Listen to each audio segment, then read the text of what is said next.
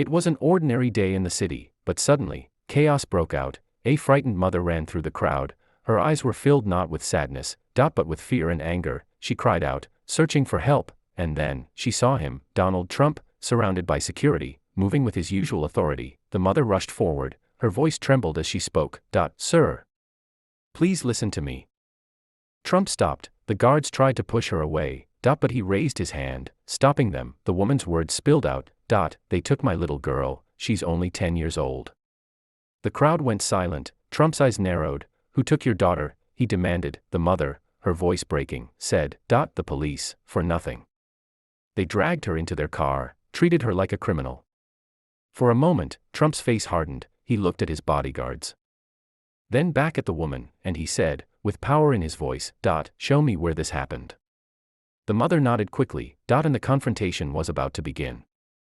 The mother led the way. Trump and his guards followed close behind. Every step felt heavier, as if the city itself was holding its breath. At the corner of the street, they saw it, a police van, and inside, through the dusty glass, a young girl. Saturday. Terrified, barely 10 years old, her small hands pressed against the window, her eyes searching desperately for her mother. Trump's jaw tightened. The officers stood nearby, laughing, as if nothing was wrong. Trump stepped forward. The crowd began to gather, whispers spreading like wildfire. Is that Trump? What's happening? The police turned, their smiles fading when they saw him. Everyone waited for what would happen next. Trump's voice thundered, open that van. Right now. One officer hesitated. We can't, sir. She broke the law. Trump cut him off. She's a child. And you dare to treat her like a criminal. The silence was crushing. The mother clutched Trump's arm. Her voice cracked. Please, save her.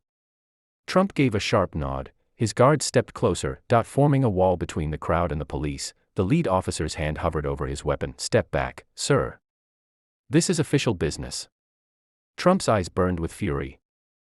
Official business. To terrify a 10-year-old girl. The officer shifted uneasily. The girl inside the van pounded on the glass. Mom. Mom. Her cry cut through the tension like a knife. The crowd gasped. Some shouted at the police. Others filmed with their phones. Trump raised his hand, silencing everyone. I will give you one chance. Open the door.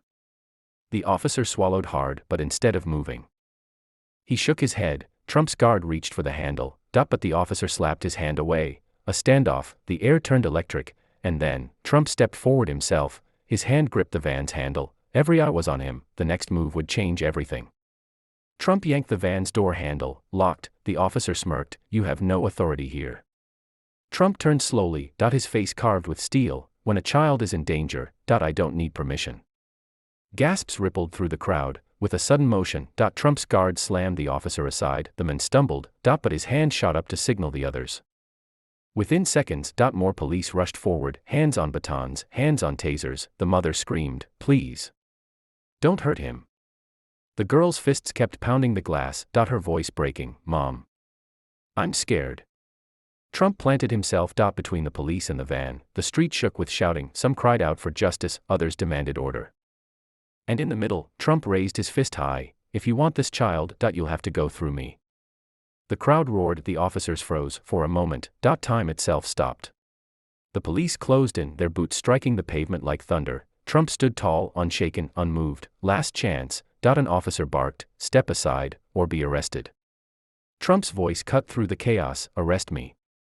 For protecting a child. Then do it, but the world will know who you really are. The crowd erupted, phones flashed, cameras rolled.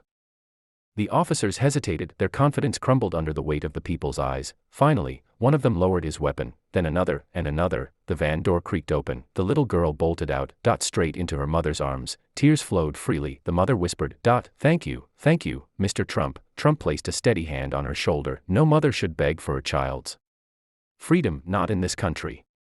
Not anywhere. The crowd cheered, the sound rolling like a storm. The police stood silent, defeated, and as Trump walked away, the city knew, this was more than a rescue, it was a warning.